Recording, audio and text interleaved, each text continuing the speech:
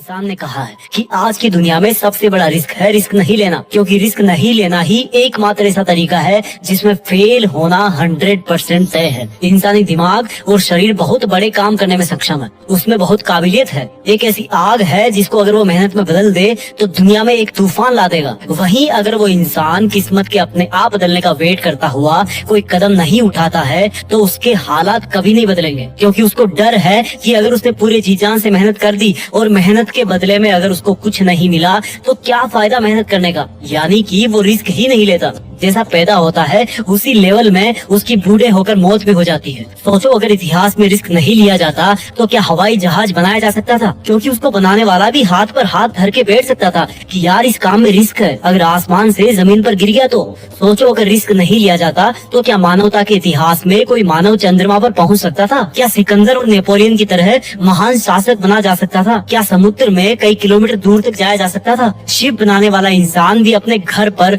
डर के मारे बैठ सकता था कि अगर नाव बीच समंदर में जाके डूब गई तो जितना बड़ा रिस्क उतना बड़ा अचीवमेंट। अगर तुम घर पे बैठकर ये सोच रहे हो कि रिस्क नहीं लूंगा तो याद रखना मेरे दोस्त, तुम जिस पंखे के नीचे सो रहे हो ना, तुम्हें नहीं पता अगर गलती से वो सोते हुए तुम्हारी गर्दन पर गिर गया तो क्या हाल होगा। रिस्क कहाँ नहीं है, तुम बाइक कितना ही सेफ चला लो, भगवान ना करे कि ऐसा हो कि दूसरे की गलती की वजह से तुम्हारे साथ कुछ हो जाए। अगर तुम सांस भी ले रहे हो तो वो भी रिस्क है, क्योंकि उसके साथ भी कई पॉइजनस केमिकल्स तुम्हारे फेफड़ों तक जा रहे हैं जिनका आज नहीं तो कल असर पड़ेगा ही। तो फिर देर किस बात की, रिस्क तो वैसे भी लाइफ में है ना, इसका दायरा बढ़ाओ, इसका लेवल ऊपर करो। मैं ये नहीं कहता कि तुम अपना सब कुछ दांव पर लगा दो और फिर मुझे ब्लेम करो कि जीत फिक्स ने मुझे रिस्क लेने के लिए बोला था।